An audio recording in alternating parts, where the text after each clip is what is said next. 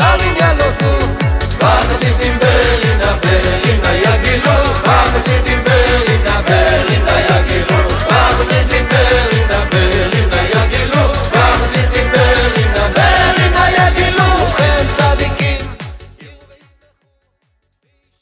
On va ce soir parler sur l'espoir et le désespoir.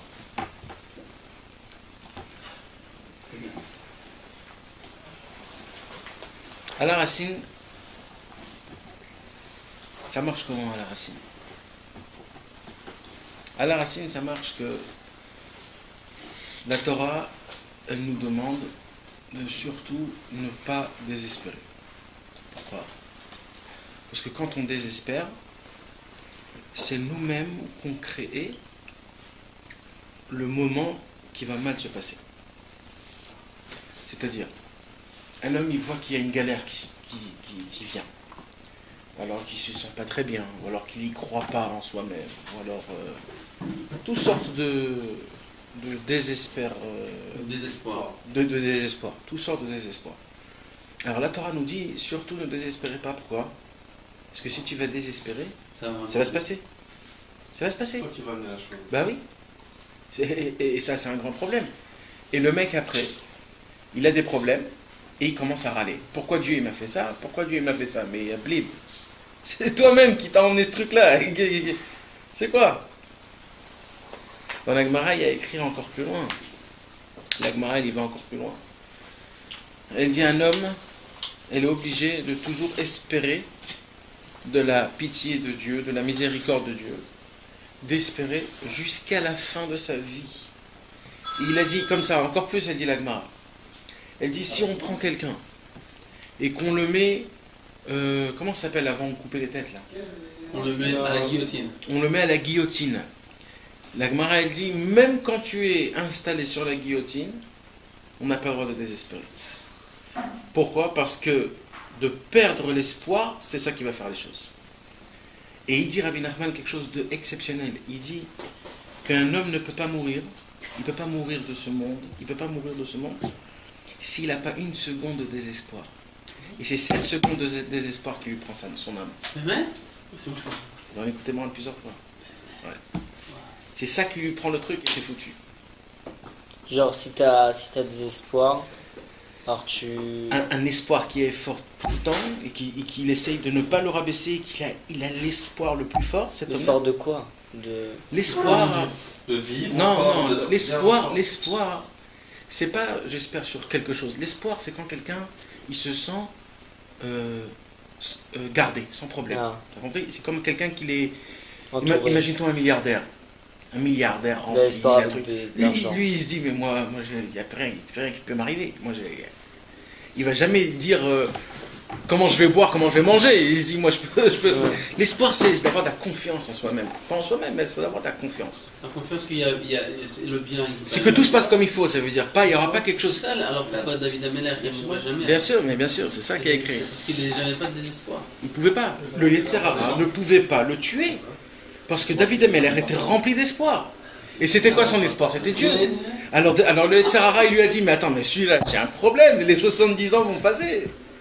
Alors qu'est-ce qu'il lui a fait? Il lui a fait faire quelque chose qu'il a perdu d'un coup le truc. Il y a eu un éclair qui a explosé son arbre, il est sorti, il a tout de suite oublié. Il s'est déconnecté. Dès qu'il s'est connecté, il a pris. Pourquoi? Parce que Rabbeinu il dit que le fait qu'un homme il meurt, c'est parce qu'il perd un espoir, il tombe dans le Yehush. Rabbeinu il met Targem ça dans le Hatzvut. Il dit c'est un Yehush de Hatzvut. C'est une tristesse en vérité. C'est un désespoir de tristesse. Et cette tristesse, ce désespoir-là, bam, il le prend et il meurt. Il y a une seconde. Sinon un homme ne peut pas mourir. C'est très très fort. Et comment les tzadikim meurent là? C'est parce que c'est eux-mêmes qui acceptent. Non, c'est eux-mêmes qui... C'est un bisou de Dieu. Mais eux-mêmes, ils montent en haut, ils meurent pas. Ils montent en haut, ils restent en haut. C'est pas les tzadikim. Mais non, mais pas du tout. Mais qu'est-ce que tu crois? Les tzadikim, c'est pas il y a plein d'histoires dans le Zohar Kadosh avec Rabbi Shimon Bar Yochai, comme quoi le Malach HaMavet, il est venu lui prendre la Neshama. Et Rabbi Shimon Bar Yochai, il a dit à Rabbi Abba, qui devait mourir, à Rabbi Yitzhak, il a dit, attends, tu rentres chez moi à la maison et tu vas dire au Malach HaMavet qui dégage. Là, c'est moi qui est ici, le Balabait. Pour qui je vais compris là? Il y avait son élève Rabbi Yitzhak qui devait partir. Ah, Rabbi Yitzhak qui devait partir. Il devait partir. Alors, il est venu chez Rabbi Shimon Bar Yochai parce qu'il avait l'habitude de venir chez Rabbi Shimon Bar Yochai. Et Rabbi Shimon lui dit, ce soir, le Malach Hamavet, il va venir te prendre. Ton temps est arrivé. Le Rabbi Tzrak lui dit, c'est tout ce que tu me dis? Il dit, non, je te dis ça pour que tu restes chez moi, parce que chez moi, il ne peut pas rentrer. Alors tu restes chez moi, on va dégager le Satan. Le Malach Hamavet, il est venu, il a frappé, il a fait des tempêtes. Après, il a pris la voix de sa femme, après, il a pris la voix de ses enfants, comme s'il hurlait. S'il ouvrait la porte, il sortait, c'était terminé. Alors Rabbi Shimon, il a dit, t'inquiète pas, il va se faire toutes les vis. Mais toi, en fous-toi de tout. Et il a entendu, il a tout ici, le lendemain matin, il n'y avait plus rien, il est rentré chez la maison, il n'y avait rien du tout, il a reçu encore du temps. Parce que le tzaddik, c'est le Shabbat, c'est la simcha, c'est l'espoir. Non, on ne peut pas, parce qu'il y a trop de lumière chez moi. Chez moi, c'est l'espoir. C'est l'espoir. Celui qui rentre, il a de l'espoir. Il a de la joie, il a le bouclier, personne ne peut le toucher. Il est béton armé. Mais bien sûr. Donc, en vérité, c'est ça en fait l'histoire. L'histoire, c'est que Chas v'Shalom, ça c'était avant, d'accord? Pour l'instant, j'explique la racine. C'est pas encore ce qui se passe aujourd'hui. Là, c'est la racine. La racine de l'espoir et du désespoir, c'est qu'avant, par rapport au sentiment de l'homme, par rapport à ce qu'il avait dans son cœur, c'est comme ça qu'il crée les choses. On va dire un exemple, quelqu'un qui a peur d'un chien, à la fin, le chien, il va venir vers lui. Parce que c'est lui qui s'est créé dans sa tête. Il a créé, cette peur a fait créer la chose elle-même. Les gens qui ont peur de chaque chose, pourquoi? C'est comme une sorte de perte d'espoir. C'est pour cela que la Torah, elle vient une fois, deux fois, trois fois, quatre fois, des centaines de fois. La Torah, elle vient et elle nous dit, on n'a pas le droit de désespérer. Le désespoir, il est interdit. Parce que si un homme, il désespère, Chas v'Shalom, il perd son jugement. Maintenant, ça c'était tout au début. La Torah nous a dit ça. Au fur et à mesure que les tzadikim ils sont venus, on va dire il y a à peu près 500 ans, les tzadikim ils ont rajouté de force à ce sujet-là et ils ont dit quelque chose de plus haut à ce sujet-là. Qu'est-ce qu'ils ont dit? Ils ont dit, mes amis, ça veut dire quoi de ne pas désespérer? De ne pas désespérer, ça veut dire quoi? Ça veut dire que même si les choses elles s'est passées comme il ne faut pas bien, un homme il est parti, il avait un procès. D'accord? Il avait un procès, la Massach Massa, il est venu, une amende de 1 million de shekels. Le mec il vient, il ne sait pas quoi faire et tout ça, et tout ça, et tout ça. Bon, il n'était pas dans tous ces états, le jugement, il décrète 1 million. Obligé. Alors qu'est-ce qu'elle nous dit la Torah? La Torah nous dit, c'est terminé, c'est tamponné, tu dois de l'argent. La Torah nous dit, sache une chose, ne désespère même pas après. Parce qu'il y a une possibilité que si tu gardes ton sang-froid, si tu gardes ta force, ta foi, mais c'est surtout un désespoir, parce que le désespoir il est encore plus haut que tout. Tu sais ce que c'est le désespoir? L'espoir, c'est quoi l'espoir?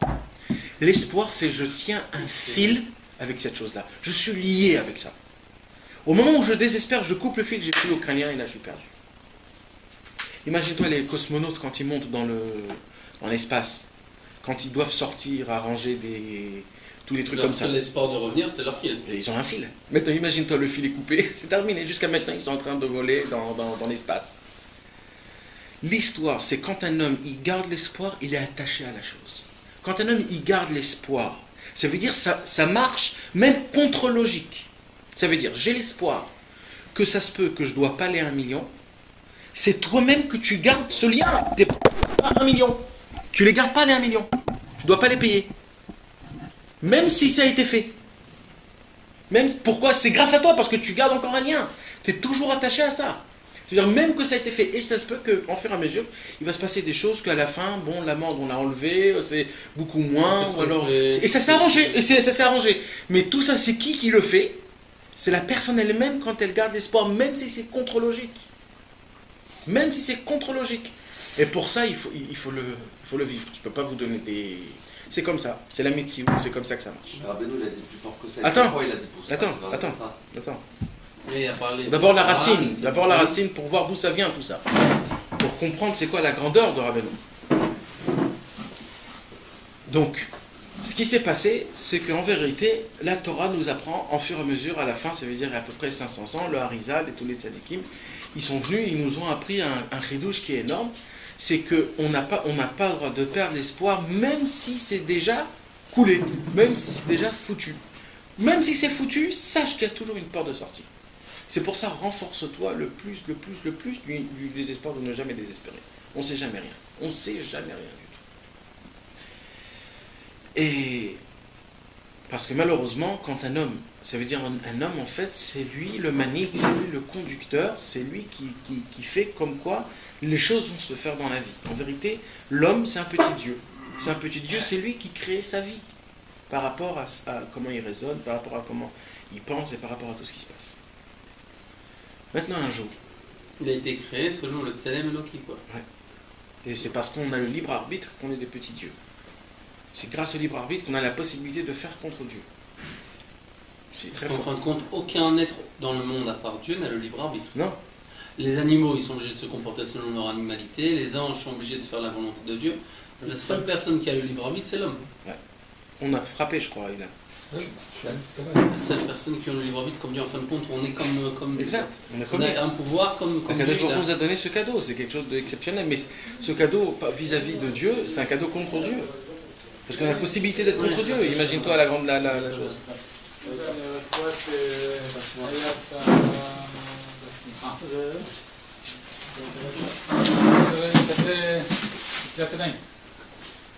נשים מחדש, כן, יש פה שניצל, לא, לרפואה,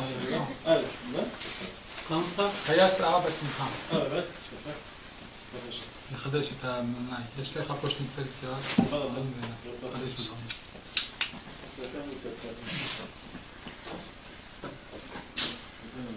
On parle de ça, le con. Ah, c'est là.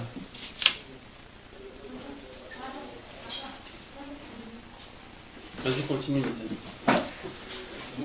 Maintenant, on va venir il y a 200 ans. Il y a 200 ans, il s'est passé quelque chose de spécial. On aurait beaucoup de tzadikim qui auraient voulu avoir cette chose. Mais ils n'ont pas eu ce mérite. La même raison pour laquelle il y a à peu près, quand Rabbi Nachman, Rabbeinu, on va dire 2-3 mois avant qu'il parte de ce monde, il était malade. D'accord ? Et pas malade comme vous le croyez. D'accord ? Rabbeinu était malade de la tuberculose. La maladie de la tuberculose aujourd'hui, si tu ne prends pas de vaccin, tu crèves après 3 semaines. Aujourd'hui, c'est comme ça que ça marche. Il n'y a pas de vaccin, 3 semaines, c'est terminé l'histoire. Rabbeinu, il est resté 3 ans avec cette maladie. Ça n'existe pas. C'est pas humain, c'est pas normal. Maintenant, c'est quoi la maladie de la tuberculose ? C'est les poumons qui sont complètement explosés et tu peux tousser pendant 3 heures d'affilée. Et du sang. Et mis à part le sang, mais tu t'imagines déjà rien que de tousser, est-ce que vous... T'es épuisé. Mais quoi épuisé ? Mais tu peux plus bouger tellement, parce que c'est tout ton corps qui essaye de... Il comprend pas ce qui se passe. Il y a des problèmes, il sait pas ce qui se passe. Et Rabbi Nachman, il arrivait à des stades où il toussait des heures et des heures, un après l'autre. Et c'était très dur pour lui. D'accord ? Ça, c'était au début. Mais après la toux, elle a emmené le sang. Après le toux, elle a emmené le sang. Et là, Rabbi Nachman, c'était pas juste qu'il toussait, il vomissait du sang, des seaux et des seaux de sang. On raconte que Rabbi avait une bassine d'or comme ça. Amen.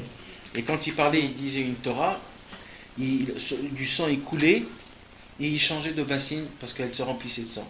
Et vas-y, une autre bassine. Et il continuait à parler et une autre bassine. Et continue, vas-y. Et il parlait à voix haute, à voix basse et tout ça. Donc, imaginez-vous, pendant 3 ans, il a souffert de cette maladie qui était exceptionnelle. Donc, 3 mois avant qu'il parte de ce monde, Rabbi Nachman était complètement déchiré, complètement à la masse, si on peut le dire. Et Rabbi Nachman, Il il pas a la eu... masse. Ouais, La masse est fou.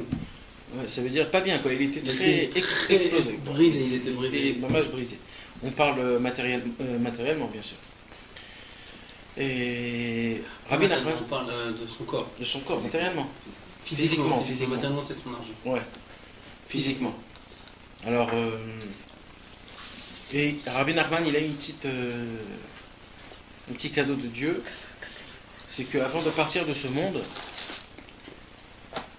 il est parti habiter à Ouman. Il est parti habiter à Ouman. Avant, il habitait à Breslev. À Breslev, il y avait toute sa famille. Et quand il est C'est parti... homo slave. Breslev, c'est à côté d'Ouman, c'est en Ukraine. Les deux, c'est en Ukraine. Il est parti. 100 km l'un de l'autre. Il est parti habiter, donc il était à Breslev, il y avait toute sa famille, il y avait tout le monde à Breslev, et il y a eu une incendie à Breslev. Alors Rabbi Nachman, il est parti habiter à Ouman. À Ouman, c'était bien pour lui. Pourquoi c'était bien? C'est parce que personne ne pouvait l'embêter là-bas. Ses élèves ne pouvaient pas venir tout le temps, c'était loin, avant ça prenait du temps pour arriver. Donc il avait une petite... il pouvait un petit peu se dégager, il avait un peu de temps pour soi-même.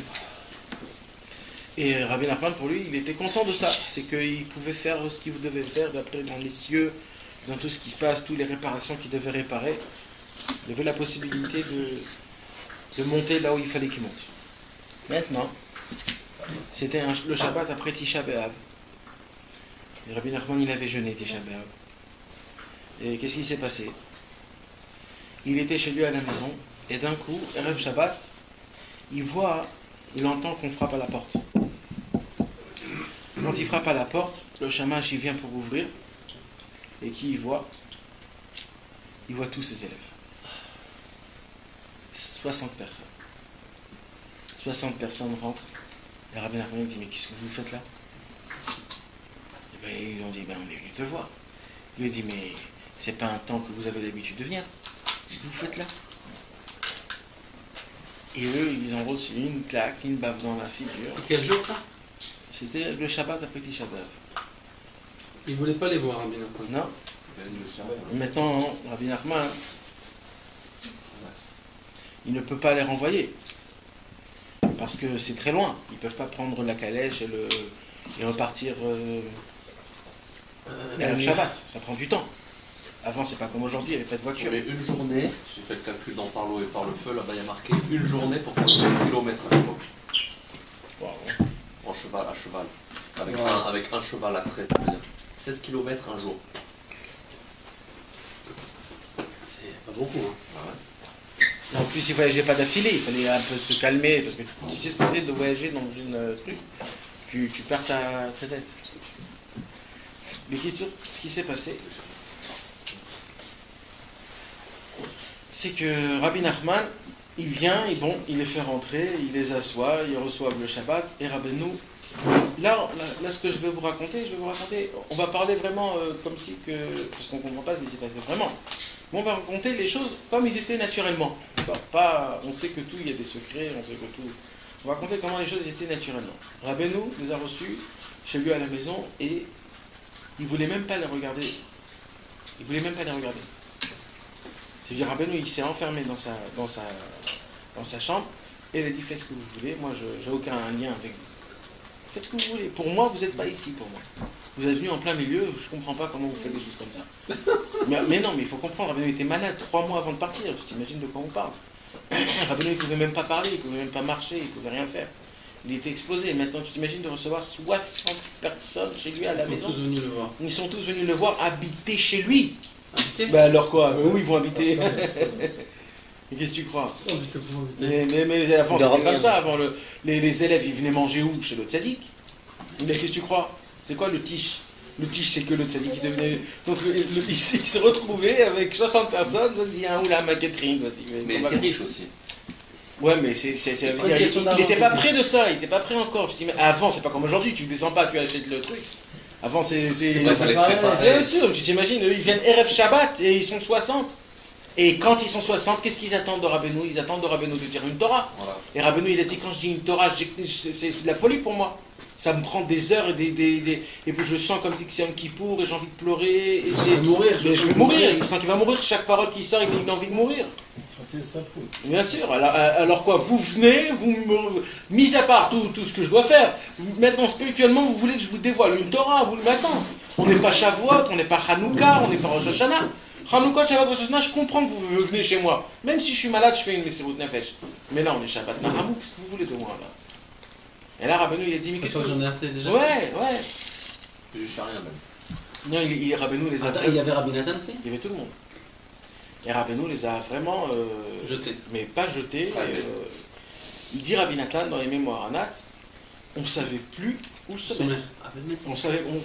Personne ne voulait se regarder un les autres. Ils étaient tous la tête baissée comme ça. Mais attends, ça c'est rien encore, ça c'est au début. Les Kitur, ils sont partis, ils ont fait la prière. Quand ils ont fait la prière, ils sont venus manger dans la table de Rabbeinu. Et maintenant, comment c'était la table de Rabbeinu? Rabbi Nathan y raconte. C'était de la folie, les chants, les trucs, les choses. Comment ils chantaient, comment Rabbeinu. Rabbeinu, avant, quand il disait Shalom Aleichem, après il disait Shetraï, ça prenait des heures et personne, il regardait. Et quand il faisait le kidouche, il prenait le kidouche, il restait peut-être une demi-heure comme ça avant de dire Yom HaShishi Vayichula Shamayim Baaretz. Ça lui prenait une demi-heure avant de dire ses paroles, et après il commençait à manger, il chantait, c'était de la folie. Il dit à Rabbi Nachman, je ne sais pas si même quand le Mashiach viendra, on pourra ressentir ce que nous on a ressenti dans la table de Rabbeinu. Même quand le Mashiach viendra, je ne sais pas si on pourra ressentir la même chose. Ouais, pourquoi il s'élevait tellement comme ça? C'était quelque chose de spécial. Tout celui qui venait et qui regardait, il avait un sentiment, tout le monde, même si c'était un goy. Il avait un sentiment qui était exceptionnel. Et bien il dit Rabbi Nathan, ce Shabbat-là, on n'a jamais vu un Shabbat comme ça de la vie en entière. Il dit, le temps que j'ai passé avec Rabbeinu, c'est à peu près 8 ans. Ouais. J'en ai passé des Shabbatot avec lui. Ah ouais. Je sais un petit peu ce que c'est. Surtout Rabbi Nathan. Bien sûr. Et j'ai entendu aussi des élèves d'avant. Je sais à peu près ce qui se passe dans la vie de Rabbeinu. Il dit, ce Shabbat-là, je ne sais pas si de ma vie en entière, je pourrais me oublier un Shabbat pareil. Rabbeinu, il est rentré. Tout de suite, il est venu. Il a bu. Il s'est assis. Un homme simple. Pas de chant, pas shalom aleichem, rien du tout. Ah, c'est shalom Rien aleichem? du tout. Je ne comprends pas. Ouais. Comme s'il a dit, il dit shalom aleichem? Non, rien du tout. Il est venu, il a fait ce qu'il fallait faire, misement les amis, je sais pas quoi, tout. Il a fait Yom HaShishi tout de suite. Après qu'il a fait le kitouche, il a donné un petit peu à tout le monde. Les gens se préparent pour se laver les mains, mais Rabbeinu s'assoit, il s'assoit. Alors Rabbeinu il s'assoit, les gens vont pas se laver les mains. Alors ils s'assoient tous. Bon. On va pas se laver les mains. On s'assoit. Et Rabbeinu les regarde un par un. Et là il dit Rabbi Nathan, il a dit, j'ai peut-être senti, après 120 ans, quand les deux anges, ils vont me prendre là-haut dans le ciel, dans le grand Beddin, quand on va me juger, j'ai senti un petit truc comme ça, comment Rabbeinu, il nous regardait, il nous testait, il nous regardait. Tu t'imagines quand quelqu'un te regarde comme ça 5-10 minutes, et c'est pas stable comme ça. Moi je me rappelle des fois quand Rabbi Israël il faisait ça, c'était de la folie. Tu te rappelles, c'était de la folie, tu savais plus ce qu'il fallait faire. Tu savais plus où te mettre, même ta tête, tu commençais à avoir chaud, tu sais plus ce qui se passe, j'ai de la sueur, tu sais plus où il faut regarder. Ouais, à tout le monde il a fait ça. Tu deviens fou. Maintenant, un Rabbeinu, il te regarde 5-10 minutes, la même personne, comme ça, il le regarde. Quand il le regarde, le Rabbeinu, il te regarde, il rentre dedans, il plonge dedans, tu sais exactement ce qui se passe. Et vas-y, un par un. Et les gens là-bas, ils ont regretté qu'ils sont venus faire Shabbat. Bon. Rabbeinu, il s'assoit. Il n'a pas fait Netet Yadayim. Et Rabbi Nathan, il nous dit comme ça. On a vu, dans ce qui se passe avec Rabbeinu, on a compris, ça veut dire, que Rabbeinu était complètement brisé, même moralement, même spirituellement. Il était complètement brisé. Il dit Rabbeinu, Rabbi Nathan, il dit que sa figure était devenue noire. Pas la couleur, mais ça veut dire quand quelqu'un il a reçu une mauvaise nouvelle, ou quelqu'un il dit on n'a jamais vu comme ça Rabbeinu. On connaît Rabbeinu que c'était toujours un homme sérieux, on ne le voyait jamais qui rigolait. Ça on sait, ça on connaît. Très sain. Mais cette fois-ci, ce sort de figure, il dit on ne pouvait pas supporter ça. Il dit Rabbi Nathan, on a commencé à tous ressentir de la race énorme dans notre cœur, comme si que, oh là, ce qui se passe, c'est quoi ce truc-là? Tout était vivant, tout ce que Rabbeinu nous sentait, tout le monde ressentait, c'était vivant. Et ils étaient explosés. Et Rabbi Nathan, il ne savait pas quoi faire, il ne pouvait pas supporter de rester comme ça. Il ne pouvait pas. Et Rabbeinu, il était tellement cassé, comme Rabbeinu, c'est un maître, c'est un seigneur. Quand on est dans des mauvaises périodes comme ça, qu'est-ce qu'il faut faire? Il faut essayer de se renforcer. Alors Rabbeinu, il essaie de se renforcer. Alors qu'est-ce qu'il fait? Il commence à se parler à soi-même, à se dire des paroles de renforcement. Et il se parle à soi-même dans sa barbe. Ça veut dire que tout le monde écoute, mais en fait, il se parle à soi-même, il n'est pas à personne. Et en se parlant à soi-même, il dévoile une Torah exceptionnelle. Une Torah exceptionnelle. La Torah du Shlema Zanik, du Ish Pashut, du prostique, pardon. La Torah du prostique. La Torah de l'homme simple. Rabbeinu, qu'est-ce qu'il dit comme ça? Il dit il y a des gens qui sont très hauts, des tzadikim. Des gens qui sont tzadikim, eux, ils n'ont pas de problème normalement. Pourquoi? Parce qu'ils montent dans le ciel, Akadosh Baruch Hu leur donne tout ce qu'il veut.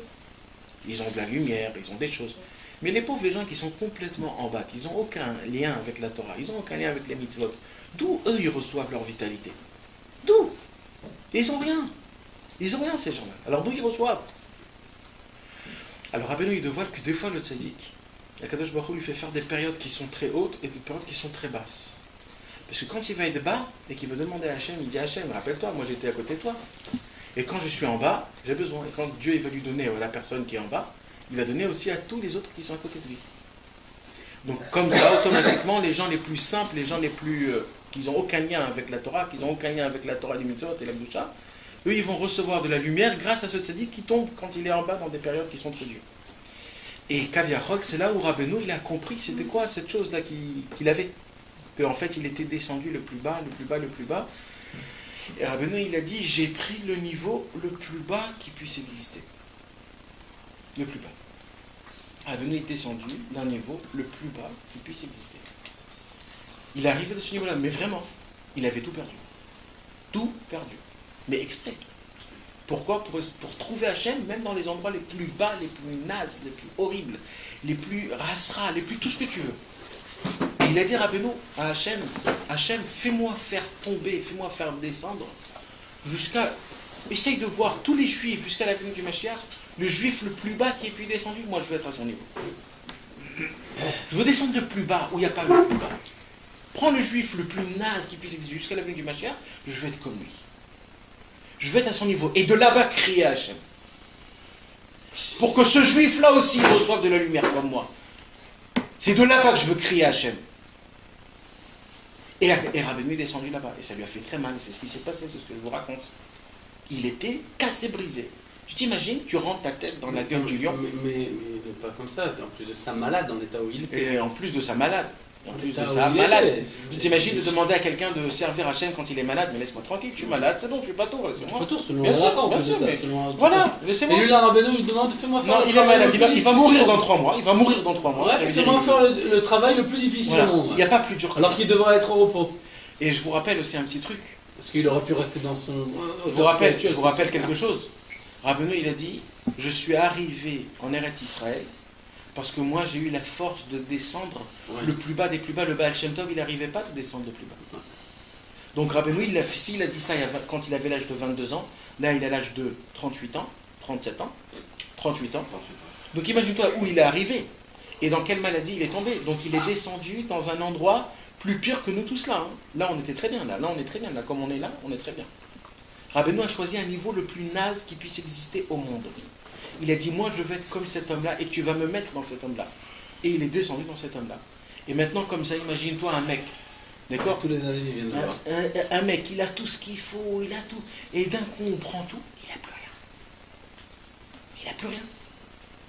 Mais même si c'est le plus fort au monde, il s'est trop habitué à tous ces kilim qu'il avait, bien sûr. Tu ne peux pas le laisser tout seul, le pauvre, même si c'est un exceptionnel. Un hacker dans l'ordinateur. S'il n'a pas d'ordinateur, ce mec, il vaut rien. Même si ça, il craque tous les trucs que tu veux. Tu l'enlèves son ordinateur, il vaut rien. Bah oui, c'est plus quoi. Et bien là, Rabbeinu, qu'est-ce qu'il lui a fait à Hachem? Je t'enlève tout. Je t'imagine Rabbeinu tout seul, sans rien. Mais c'est encore plus pire de rentrer ta tête dans la gueule du lion.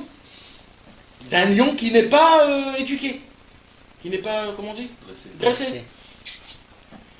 C'était une histoire, une question de vie ou de mort, même pour Rabbeinu. Hein. Et Rabbeinu, il a commencé à se parler et à se donner de l'espoir. Et là, de quoi je vous parle? Là, je vous parle où tout est terminé. Parce que là, il ne s'est pas dit, je vais peut-être tomber. Là, il est tombé. Il est déjà là-bas. Il a vu qu'il ne peut plus rien faire. Je suis là-bas. J'ai 60 personnes qui sont venues apprendre de moi une Torah. Mais je ne sais pas quoi leur dire. Rabbeinu, tu sais ce que Rabbeinu leur a dit? Mais vous êtes des tzadikim, vous n'avez pas besoin de Torah. Comme ça, il a dit Rabbeinu. Tu sais pourquoi il a dit ça? Parce que même moi, je suis même pas comme vous êtes mieux que moi. Vous venez pour moi, vous êtes mieux que moi. Jusqu'à là, il est tombé Rabbeinu. Tu sais, c'est quel bisayon ça pour Rabbeinu? Mais on ne peut pas comprendre, jamais on pourra comprendre ce qui s'est passé là-bas. Et là, il a écrit comme ça. Et il faut le voir dans les mémoires. Il dit Rabbi Nathan, d'un coup, Rabbeinu, il a commencé à parler au public. C'est-à-dire, il a terminé de dévoiler la Torah qu'il a dévoilée, une Torah exceptionnelle. Et il a commencé à prendre la parole au public. Et il dit, Rabbeinu, d'un coup, il a eu une figure, le sang est remonté. La tseva bapanim, il y avait de la couleur. Il commençait à devenir jaune et rouge, vivant. Il a commencé à s'asseoir et à parler à chacun.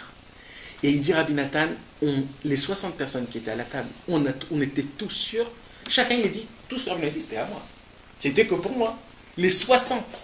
Rabbeinu avait une conversation avec les 60 personnes, comme si que c'était à eux, chacun c'était pour lui. Il dit Rabbi Nathan, j'ai compris que c'était tout. Après il a dit Rabbi Naftali, j'ai compris que c'était pour moi. Mais c'est une force, vous ne comprenez pas ce que c'est. C'est une force, mais exceptionnelle, parce qu'il y avait des gens très hauts, des gens très bas, des gens qui avaient ça, des gens qui avaient des problèmes. Rabbeinu, il devait parler avec tout le monde. C'était pas une Torah, c'était une parole d'ami. Parce que là, je suis un ami, là, je suis le plus bas. Je suis le plus bas, là, je suis votre ami. Et Rabbeinu a commencé à parler des paroles. Il dit, Rabbi Nathan, toute ma vie, tout ce que j'ai connu chez Rabbeinu, tout, j'ai connu plein de choses. Maintenant, l'inverse, il dit, il n'y avait jamais eu un moment aussi grandiose. Jamais. C'était le moment le plus haut. Le moment le plus haut. Rabbeinu, il a dit des paroles. Il dit de Nechama, c'est-à-dire de consolation, de Hitraskut. Il a dit, on était tous du feu. Et attends, il est très tard, ils ont très faim. C'était 11h du soir peut-être. Ils n'ont pas encore mangé, ils sont en train de Netzilat Yadayim, ils veulent manger du pain, ils n'ont pas encore mangé du pain. Ils viennent d'un long trajet de Breslev, t'as dit c'est 100 km, 16 km par jour, imagine-toi. Ils sont explosés les gens, c'est pas en BMW. C'est avec des chevaux et des calèches, et ceux qui n'avaient pas d'argent c'était à pied. Ils étaient tous comme ça en train devant Rabbeinu. Et Rabbeinu leur parle de consolement, de renforçation, comment qu'il faut se renouveler, et que même si on est le plus bas, jusqu'à que Rabbeinu il vient au sommet, et il fait tomber sa tête comme ça en arrière, il reste quelques minutes comme ça, et après il se remet, et il crie à haute voix. Il ne s'est pas courbé d'abord complètement, il ne s'est pas plié dans Non, de l'autre côté. Il s'est courbé de l'autre côté. Et là, il crie à haute voix et il dit la formule la plus haute qui puisse exister au monde, et ça c'est la formule la plus belle: le désespoir n'existe pas. La Torah nous avait dit le désespoir, on n'a pas le droit de désespoir. Il y a une possibilité que le désespoir C'est existe. pas qu'il y a une possibilité, le désespoir existe. Mais Rabbeinu, il a demandé à Hachem, je veux tomber, descendre au plus bas. Et Rabbeinu a compris que le plus bas niveau, même là-bas, est de l'espoir. Donc moi je vous dis, je déclare devant tout le monde, le désespoir n'existe pas. C'est-à-dire, même si tu as désespéré, c'est pas foutu encore. Tu peux désespérer, tu peux faire déchirer ta truc, c'est comme un jeu. Tu as perdu dans le jeu, mais ça revient au début. Il dit Rabbeinu, même si vous désespérez, moi, j'espère pour vous. Israël Dagan, un jour, il a dit, au nom de Rabbi Israël, que quand Rabbeinu il a dit le désespoir n'existe pas, il n'a pas dit ça pour nous. C'est Rabbeinu qui parlait de soi-même envers nous. Moi, je ne vais jamais désespérer de vous. C'est de ça qu'il voulait dire. Ça veut dire qu'en fait, même si... Israël. Ouais, comme ça, il a dit Israël. Ça veut dire même si toi, tu désespères, moi, je ne désespère pas pour toi. Moi, je garde encore le lien. Le désespoir n'existe pas. C'est jamais, jamais, jamais foutu. Jamais perdu. Jamais, jamais perdu. Jamais. C'est jamais dans tous les cas. Même si on croit, même si c'est jamais perdu l'histoire. C'est jamais perdu. Et plus on est attaché au tzaddik, plus c'est encore gagné. Et c'est encore ça. Parce que ça n'existe pas. Si avant il y avait possibilité, à cause du désespoir, à cause de ces problèmes-là, de faire tout comme ça, de briser tout, alors c'était un problème. Mais si aujourd'hui on a la possibilité même Chas v'Shalom de désespérer, il y a encore quelqu'un qui y croit en nous et que lui ne désespère pas par nous. Et plus nous on se renforce et qu'on ne désespère pas, plus on gagne encore plus. Et ça c'est très fort, c'est très haut, celui qui arrive à le vivre et à le désespoir. Rabbeinu, il a déclaré dans le monde, et quand il a dit ça c'est fait, parce que lui-même il est passé par là-bas. Rabbeinu est passé dans l'endroit le plus bas, et c'est là-bas où il a décrété le désespoir n'existe pas. Et là il est remonté là où il devait être. Et c'est comme ça que l'histoire s'est terminée. C'est que Rabbeinu il s'est mouillé pour nous. Rabbeinu s'est mouillé pour nous. C'est ça l'histoire. Et c'est pas rien du tout. C'est pour ça, mes amis, bien sur qui s'appuyer. Et on est assez fort pour ne pas désespérer. Très beau commentaire. histoire. Mais il faut le voir comment Rabbi Nathan il le raconte. Très beau. C'est exceptionnel comment Rabbi Nathan il raconte. Ah, il C'est- faut que tu nous la racontes. C'est une mémoire. Non, il faut que tu le fasses sur le truc là. Ouais, mais il faut le vivre pour ça. Si tu crois que c'est... Non, mais il n'a pas dit.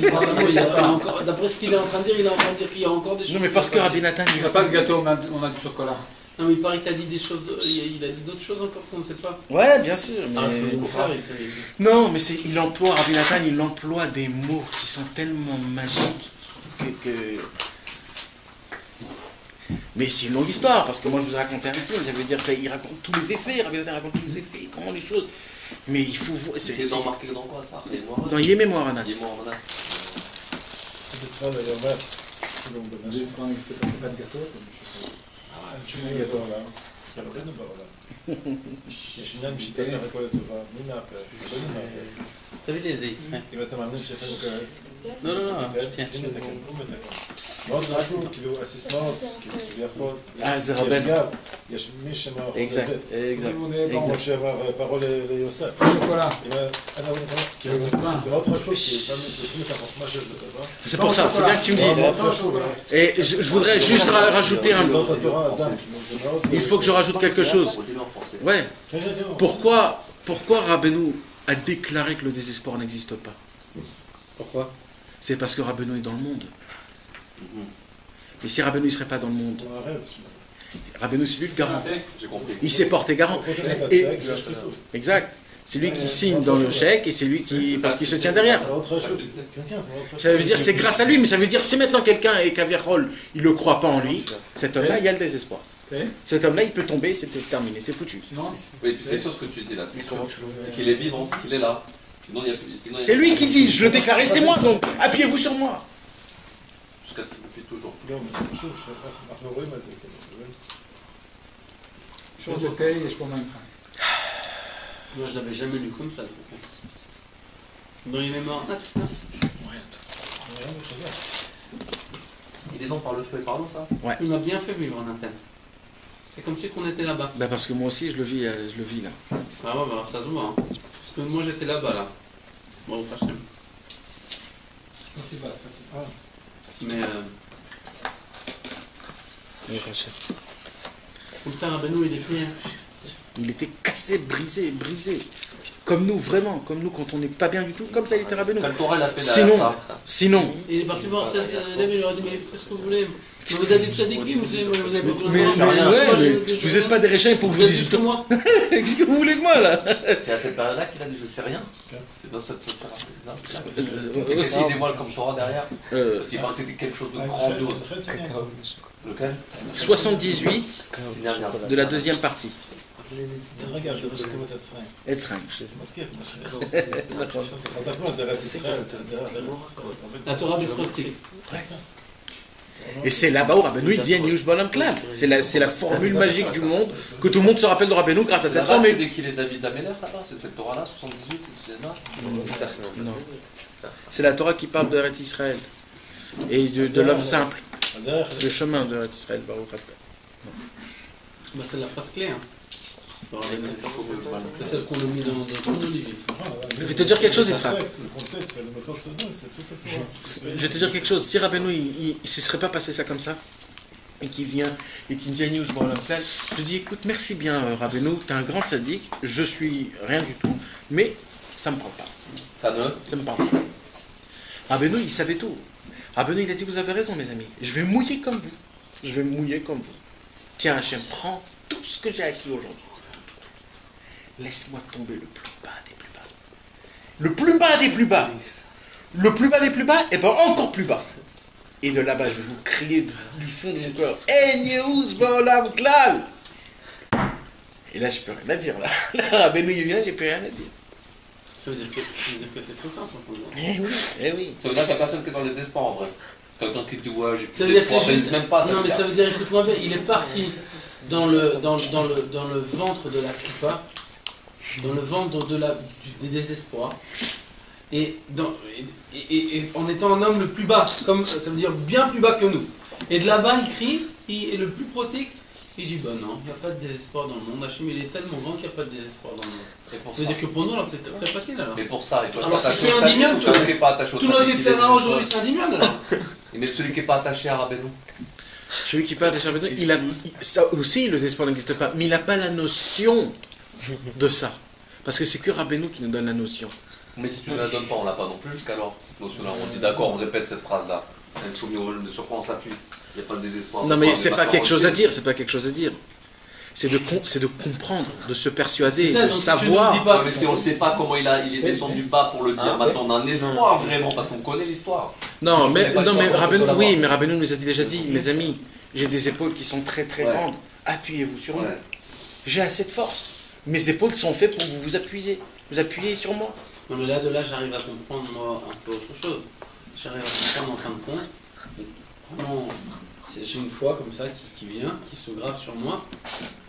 Je me dis mais Rabbeinu il est bêtement parti dans le ventre de la Klippa, dans un niveau le plus bas du monde, et de là-bas il écrit le désespoir n'existe pas. Alors ça veut dire que tout mon Yetzirah à moi c'est qu'un dimion. En vérité, tout ça. Un dimion alors mon Yetzirah. C'est pas que c'est ton Yetzirah, c'est un dimion. Tout ce qui me donne dans mon cœur que je suis en tristesse, Ouais. que je vois, Ça oui, du cinéma. ça oui. C'est le film que tu fais parce que j'ai c'est pas fait ça, ça. c'est que je me dis, moi je me dis que je suis pas assez fort. Je vais dire un secret. Moi je me dis que je suis pas assez fort. Alors ça c'est du cinéma que je suis pas assez Mais fort. Yitzhak, je vais Parce dire un qu'Arnaud, il secret. était bien plus bas que moi quand il est descendu. Je vais dire un secret énorme. Il a trouvé Dieu tout de suite. Je vais te donner un secret. Et tu vas le comprendre. Il y a beaucoup de gens qui m'ont posé des questions. Est-ce que ça existait les dinosaures? Oui. Il y en a qui disent oui. Il y en a qui disent non.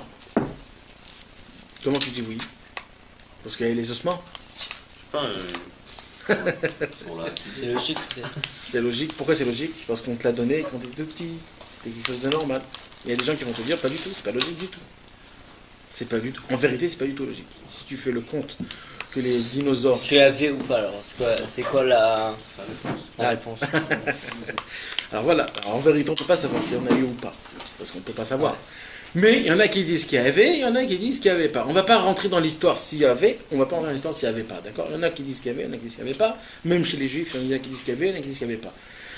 Mais moi, j'ai trouvé une autre réponse, mais pas, qui ne parle pas à cette réponse-là. C'est-à-dire, je veux répondre quelque chose pour que vous puissiez connaître un secret énorme. Écoute bien ça, Yitzhak. Il y a écrit que Dieu a créé ce monde âgé. Il a fait de moi. Âgé. Il a créé un monde, pas neuf, vieux. Allah, c'est marqué ça? Donc, Bien sûr. Où c'est marqué ça? C'est écrit dans le Midrash, c'est écrit dans la Gemara. Mais quel minab ivrit? Yashan.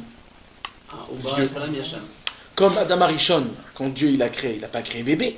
Il a créé à l'âge de 20 ans. Pareil Chava, quand il a créé à l'âge de 20 ans. Donc il a créé un monde ancien. C'est-à-dire les pierres qu'il a La poule, créées. elle était avant l'œuf. Il a créé un monde Qu'est-ce ancien. que tu dis ça? Attends. Alors, c'est pour ça quand ils disent que les mecs ils viennent avec la carbone 50 milliards d'années et tout ça, que nous on dit c'est 5 000 ans. Ouais. Mais alors t'as donné la réponse à À tout. avec le jeu. Mais attends, c'est pas ça, le truc encore plus beau. Attends, encore plus beau. Ah bah c'est ça la réponse. C'est qu'en fait Dieu il a créé, ça veut dire que ça se peut qu'il a créé. C'est vraiment marqué là? Ouais, c'est écrit, bien sûr, c'est Dans le écrit. Midrash, Ouais, c'est écrit plusieurs fois même.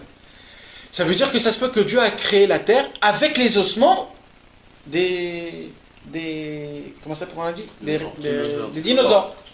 Parce que Dieu a créé la terre ancienne. C'est comme ça que Dieu a fait les choses. Il n'a pas créé quelque chose de neuf, il a créé quelque chose de vieux. Pourquoi justement? C'est-à-dire, imagine-toi, il y a quelqu'un qui découvre un ossement Ah non. et qui dit, voilà, par rapport à ces ossements, ça veut dire qu'il y avait avant des dinosaures. Mais la réponse, en fait, mais non, puisque Dieu l'a créé, fait comme ça. Tu sais ce qu'on dit? C'est dans la pensée de Dieu, va savoir. On ne sait pas, mais ça veut dire que Dieu, imagine-toi jusqu'où ça peut aller. C'est-à-dire que Dieu a créé la terre et dedans il y a des ossements de dinosaures. J'ai honte là. Attends, écoute bien ce que je vais te dire. Ça me fait honte, moi. Ça me fait honte de toutes les questions que j'ai sur HM parce qu'à chaque fois, en fin de compte, il y a une réponse. Mais bien sûr qu'il y a une réponse. Ah, Bien sûr. c'est ça qui c'est honteux, en fin de compte, qu'on n'ait pas confiance en Dieu alors. Tu sais ce qui peut s'arriver des fois?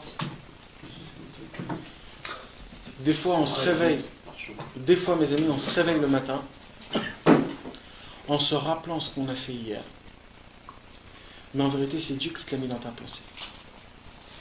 Il ne s'est rien passé hier. Comme le monde, Dieu a créé avec des ossements dedans. Donc tu te réveilles le matin, tu dis, purée, hier, j'ai brûlé 10 heures, j'ai regardé des films, j'ai fait ça. Cette journée, elle est foutue. Mais en fait, tout ça, c'est pour le libre arbitre. Il ne s'est rien passé hier. Rien. C'est Dieu qui t'a mis tout ça dans le passé pour voir comment tu vas faire. Et tout le temps, c'est comme ça. Demain, on va se réveiller en regardant qui on est, parce qu'on sait qui on est, parce qu'on a fait ça, on a fait ça. Et par rapport à tout ça, on se dit, on fait un calcul. Ça, plus ça, ça, plus ça. Bon, ça veut dire que je suis un petit Breslev light, qui aime kiffer, qui aime aussi faire de ça, et ça. Bon, ça veut dire que je suis comme ça. Mais en vérité, tout ça, c'est zéro. Il ne s'est rien passé. C'est Dieu qui te met chaque matin, chaque soir, la Neshama, elle monte en haut, il programme une photo de quelqu'un. On va dire, celui-là, il va être comme ça. Et on va voir comment il fait quand il se passe. Le lendemain, on se réveille, on ne se rappelle de rien. On sait juste la connaissance que Dieu nous a laissée dans notre monde. Et vas-y, va être Oved Hashem comme ça. Et nous, on se dit, ouais, comme ça. On va faire ça. Bon, je ne suis pas obligé de tout faire. Je ne me suis pas réveillé. Je ne me suis jamais trompé au mikvé. Pourquoi demain, je vais aller tromper au mikvé? Et le mec, ça se peut que tout le temps, il se trompe au mikvé. C'est comme ça qu'il tombe. Et c'est comme ça que ça se passe, de jour en jour. C'est pour ça qu'il ne faut jamais regarder le passé. Le passé n'existe pas. Le passé ne va pas me faire créer le futur. C'est moi qui va créer le futur. Ce n'est pas le passé qui va me créer le futur. Et tout ce que j'ai fait, c'est zéro. Ça se peut que ça ne s'est jamais passé. Ça se peut que Yitzhak t'ait jamais été chiloni. Ça se peut que jamais t'aies été religieux. Tu sais pas, qu'est-ce que t'en sais? Ouais. Tout a été dans la tête. Ouais. Voilà, donc ça se peut. Pareil pour tout le monde. Ça se peut tout. Ah ouais, ça y est. Non, c'est pas de la folie. C'est vraiment comme ça, mon fils. C'est de le mettre comme ça. Ça veut dire que c'est. Mais tu Il y a as des vécu. choses qu'on n'est pas. Ouais, mais tu as vécu, mais tout ça c'est dans ta tête. Mais c'est une vie, t'as Mais vécu quelle vie? Ça n'existe pas, tu le vois aujourd'hui. Attends. C'est juste quelque chose Ton qui est dedans. souvenir, c'est tout. le souvenir que tu as quand tu rêves. Ah ouais, T'as pas exact. l'impression. Quand tu rêves, Quand tu rêves. t'as l'impression Tu l'as que vécu. tu l'as vécu. Et sûr que. Et alors c'est quoi? C'est pourtant c'est un rêve, ça en 2 secondes. Mais non, Mais c'est c'est fois on peut-être se pas réveille, fait. on sait pas que c'était un rêve tellement que Peut-être que c'était t'es dans un rêve. Eh ben, il a raison. Et peut-être que là maintenant c'est un rêve là. Peut-être que Tu t'es le dans un sais, rêve. mais ce qui se passe, tu le sais pas. C'est un rêve. Peut-être c'est un rêve. Peut-être c'est un grand rêve tout ça. Jusqu'à chez midi, 1000 ans à nos yeux, c'est comme un jour. Moi, une fois, j'ai rêvé que j'avais trouvé un trésor.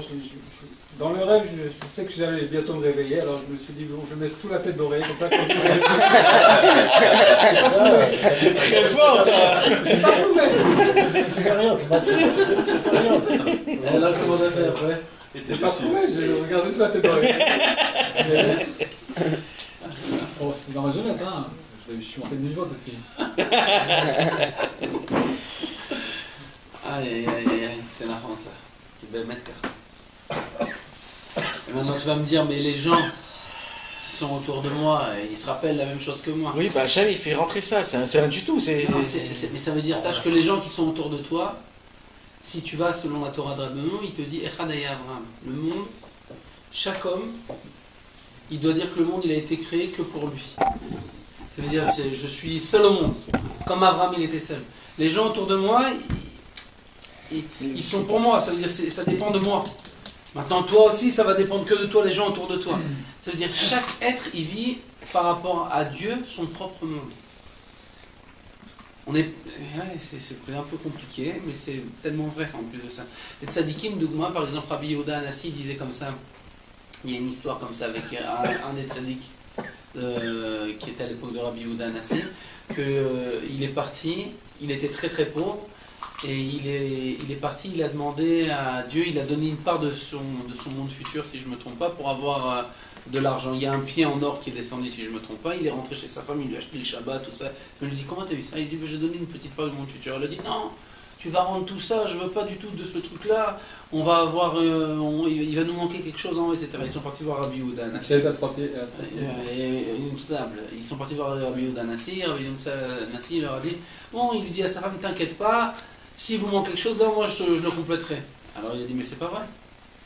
Parce que dans les mondes en haut, c'est même pas sûr qu'on sera ensemble.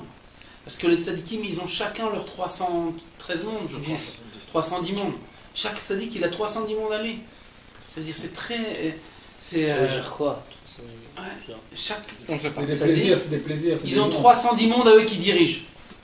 Et tel Tzadik, il n'est pas dans le monde du lot Des Tzadik. pays, Toi aussi, tu auras tes mondes. Comme un Il crée un roi, monde comme comme un roi. toi. Comme un roi Voilà, qui c'est dit. exactement ça. dirige Toi, le avec ton pays âme, tu te du crées tes mondes. Tu te crées tes mondes, exactement. C'est exactement ça. Des vrais mondes, des vrais mondes. Mais tu te crées vraiment des vrais mondes. Ça veut dire, c'est pour ça que tu peux pas dire, oui, mais lui, il se souvient de toi. Non, tu t'es créé tes mondes, ton père, ta mère, tes amis, tout. C'est toi qui te le crées, à travers toi-même seulement. Et l'autre, et lui, il se crée ses propres mondes à travers lui-même. Et lui, il se crée ses mondes à travers lui-même. Tu dois vivre comme si tu étais seul au monde. Comme Avraham Avinu. Echad Aya Avraham. Le monde entier, autour de toi, il existe, mais en fin de compte, tu es seul au monde. Toi, avec Hachem. Parce que tout dépend entre toi et Dieu. Rien à voir avec les gens. Tu n'as rien à voir avec aucune personne au monde. C'est toi et Dieu. Dans tout. Tout ce que tu vois, tout ce que tu perçois, tout ce que tu vas, une compréhension, chaque chose qui bouge, un morceau de concombre, Shimon, Yitzhak, Nathan, là, actuellement, tu vois? Maintenant, tu peux te dire, mais Nathan, il est très grand en Torah, qu'est-ce que moi, alors moi, Nathan, il n'existe pas, il est dans mon monde. Bah ouais. Bah ouais, exactement ça. Exactement ça. C'est le pouvoir que Dieu t'a donné. Toi, à travers ce que tu perçois, toi, tu crées tes mondes. Et Nathan, il fait partie de ton monde. Pas toi, tu fais partie du monde Nathan. Maintenant, Nathan, lui, par rapport à ce qu'il va se percevoir, c'est ça la grandeur du monde. Ça a été expliqué physiquement, ce qu'il dit. Aujourd'hui, il y a des. Comment ça s'appelle? Des sphères. Il y a des mondes parallèles qui sont exactement ici. Il y a un double de toi. Physiquement. C'est physiquement. C'est été. Ah ouais, on dit que chaque a 7. Il y a des doubles. Il y a. Les chiens, ils ont ça. C'est. Non, J'ai 7 pas de doubles. Il y a des doubles, il y a des sphères. Les sphères se passent ici. Toi, tu peux faire quelque chose comme ça et ça. Dans la sphère, c'est pas des autres choses. Et vous êtes tous liés. Je me rappelle que C'est pas des choses qui sont. Ça a été prouvé physiquement. J'étais là, j'ai pas vu. Il y a des mondes. Si tu veux le vivre vraiment comme simplement, sans aller au-dessus de tes niveaux et sans entrer dans des imaginations trop grandes, tu fais ce qu'il te dit à Rabbi Nachman. Echad Aya Avraham, c'est avec ce niveau-là. Rabbi Nachman il dit pour pouvoir comprendre cette Torah et vivre cette Torah, il faut aller avec cette Hashmata-là, celle qui est au milieu du Likutei Moharan, où elle dit Echad Aya Avraham. Avraham il croyait qu'il était seul au monde.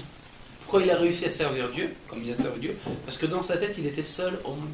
Il faisait ni cas de sa femme, de ses enfants, de ses amis, de rien. Pour lui, tous ces gens-là, ça n'existait pas. Parce qu'en Il était vérité, en seul vérité. au monde avec Dieu. Seul au monde avec Dieu. Est-ce que tu te rends compte de ce que c'est? Imagine-toi maintenant, tu te lèves le matin et tu te dis, tout ce qu'il y a autour de moi, ça n'existe pas. Il n'y a que moi et Dieu. Et tout ce que tu vois, à travers ta femme, tes enfants, ton père, ta mère, tu vois Dieu. Tu vois rien d'autre. Moi, c'est comme ça la vérité. Comme ça, il faut se lever le matin, et comme ça, il faut commencer sa journée, comme ça, il faut servir Dieu toute la journée. Le monde entier n'existe pas, ni ton associé, ni tes problèmes d'argent, ni rien du tout. En mal, hein, pas en bien. En mal, ça veut dire quoi ce que tu veux dire? Là, j'ai pas compris. Non, parce que là, non, mais je crois en bien, pas en mal. Ça veut dire quoi en mal, pas en bien? Ce qu'il veut dire? C'est quoi en mal, pas en bien? Le mal et le bien, c'est quoi en vérité? C'est la vérité et le mensonge. Ok. Donc le mal, comme c'est le mensonge, il n'existe pas. Mais le vrai, le bien, c'est le vrai. Et il n'y a que le vrai qui existe. T'as compris? Donc c'est pour ça qu'il n'existe pas le monde. Parce qu'il est mal, parce que c'est du mensonge. Le mensonge n'existe pas. Mais le bien, ça veut dire la vérité. La vérité, elle a deux pieds, elle existe, elle est toute forte. C'est quoi le bien? C'est le Aïn Tova. Quand tu regardes tout positivement, quand tu regardes tout en bien, quand tu te regardes toi-même en bien, quand tu vois qu'il y a un vrai problème, tu te dis c'est pas ça, il doit y avoir quelque chose de bien, il faut que je vois Penser positif. positivement et d'essayer de te renforcer, de ne pas regarder les mauvaises choses, toujours regarder positivement, toujours se juger du bon côté, toujours regarder ne jamais, même pas d'y croire ce que tes Surtout yeux. de voir Dieu à travers toi-même. C'est quoi le vrai? C'est ça. Comment tu vois Dieu à travers toi-même quand tout est positif? Même des choses qui sont pas bien, tu essayes de te faire montrer, pas de prendre le mal et de dire que c'est du bien, ça non. Mais d'essayer de trouver du vrai positif partout, tout le temps, Enfin, à chaque fois. tout ce que mon cœur y perçoit, tout ce que mon intelligence se rappelle, toute ma compréhension que je perçois, je le perçois à travers mes amis, à travers le monde matériel, à travers la nature, à travers chaque chose que je vois et que je vis ou que j'entends. Et en fin de compte, tout ça, c'est une compréhension que Dieu me met dans la tête. Et comme tu viens de dire, en fin de compte, il m'a mis ça dans la tête, mais c'est lui qui l'a programmé. Il aurait pu me programmer tout le contraire. En fin de compte, j'aurais pu percevoir tout le contraire de ce que je viens de percevoir. Bien sûr. Et d'ailleurs, ton ami, il a tout perçu autrement. Voilà, exactement. Vous pouvez vous deux sortir en voir un cinéma, un film, et lui, il va te dire, t'as vu quel film? Comment c'est ça? Je dis, mais attends, c'est pas ça, c'est lui l'acteur, c'était lui le premier, c'est lui qui a fait ça. Mais non, c'était lui, t'as pas vu comment il a fait? Et de vous deux, vous dites la même chose, vous avez vu le même truc. Et c'est deux choses différentes. Il y a une histoire de... Tu connais l'histoire des deux jumeaux? Dans le ventre de la maman? Tu connaissais pas cette histoire? Il y a deux jumeaux qui sont dans le ventre de la maman. Et un jumeau, il dit à son deuxième jumeau, vous l'avez, tu l'as entendu? Un jumeau, il dit à son ami, il dit, kiffe ta race ici parce qu'après c'est terminé, dans quelques mois c'est terminé l'histoire. Il dit, dire quoi c'est terminé? C'est terminé, on va mourir. De quoi on va mourir? Il dit, on sort du ventre de notre maman, on va commencer la vraie vie. Il dit, mais quelle vraie vie? Ici, la vraie vie, de quoi tu parles? Il était fou, la vraie vie, on va manger avec notre bouche, on va voir de nos yeux. Mais de où il sait? Hein? De où il sait le jumeau? C'est une histoire... C'est une différence. C'est pour comprendre, quoi. Alors il dit, mais t'es fou, on va manger. Il dit, quoi? Qui de manger? Nous on mange avec le cordon. Mais dit, gars, mais t'es fou, tu vas manger avec ta bouche, mais t'as un problème. Il dit, mais attends, tu tournes la tête. On a une maman, là on est dans le ventre de notre maman elle nous aime, on va voir notre propre maman. Il dit, mais t'es fou, mais de quelle maman tu parles? Je dis, moi je vois aucune maman, là je vois de l'eau, je vois rien, je te vois toi, c'est tout ce que je te vois. Et l'autre jumeau il dit, mais attends, tu délires ou quoi? Mais tu comprends pas qu'ici c'est juste comme ça, après c'est là où ça va commencer à vivre. C'est là où on va commencer à vivre. Cette conversation, c'est qui avait cette conversation? C'est Yaakov et Esav. Ils étaient eux deux dans le ventre de leur maman. Un, il croyait que c'était ici la vraie vie. Comme dans ce monti-là. On croit que tout c'est ici, après c'est terminé. Mais en fait c'est faux, ici on est dans le ventre de notre maman. C'est après que la vraie vie, c'est que tout va se passer. Et nous on se dit, mais on voit pas où il est Dieu. Mais c'est-à-dire quoi où il est Dieu? Il est partout, entre nous, dedans, comme dans le ventre du jumeau. On va regretter. Ah, bien sûr qu'on va regretter. Un call, chaque heure qu'on n'a pas fait du côté de celui-là, on va ouvrir. T'es parti très loin, toi.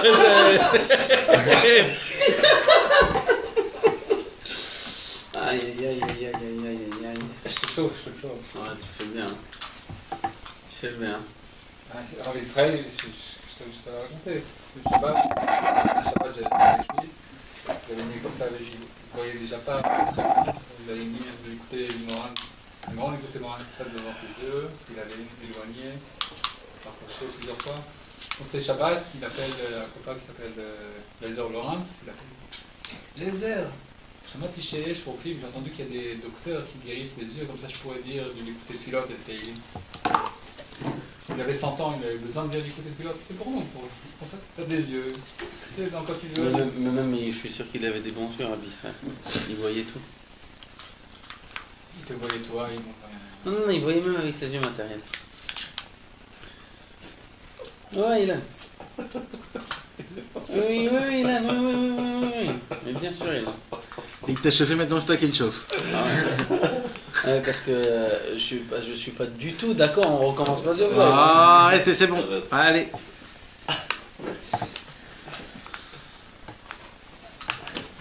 Ma chambre en face était faite.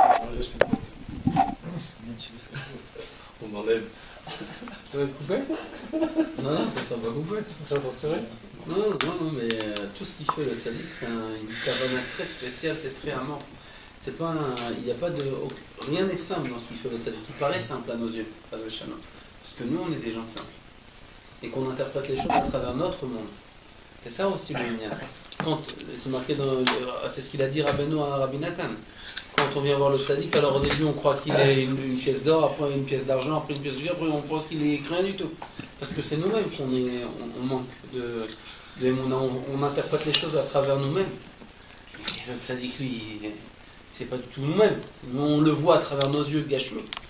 Mais lui, c'est tout ce qu'il fait, c'est des sodot, niflaim, tout le monde il repose sur lui. Sur une toux du tzaddik.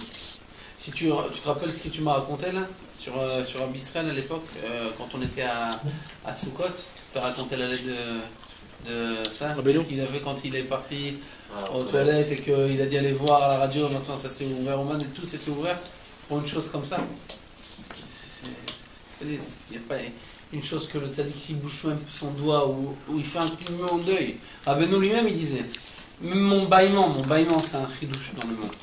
Son bâillement quand il bâillait. Ah, si, je fais- Tous les élèves de Rabbeinu, c'est des chidouchim. Tous les juifs, c'est des chidouchim. Tous les goyim, ils vont bientôt nous envier. Comme bailler, alors, Ils nous envient beaucoup ils nous envieront beaucoup les goyim. נכון, tous les jeux c'est des Hidushim. C'est le tzaddik qui On peut dévoile vous ouvrir sa ici. route. Parce qu'il a une Torah sur nous et On peut nous ou c'est fait... fermé balagan. C'est lui qui fait en sorte que tout devienne possible, réel. Donc, Non, c'est pas la peine. c'est lui qui devient. C'est une très dimension. Exactement. C'est Exactement. un peu, c'est un peu. Mais si on fait du l'écouter de filote, on peut passer dans la quatrième dimension. Quel quatrième? Dans les 12 dimensions. La dernière fois qu'on était chez Rachel Imenu, c'est ça que j'ai raconté. On était avec Yitzhak et j'étais en train de faire du l'écouter de filote comme ça. Et il y a des nanachim qui se sont mis à danser, à chanter comme ça. Il y avait un chabad à côté. Et il était en train de prier, il essayait de prier de l'écoute, le pauvre et tout. Et il commençait à l'énerver, il n'arrivait plus à se concentrer pendant ses prières. Et il a pris une chaise, il s'est retourné comme ça, il a pris la chaise, il l'aura jeté comme ça.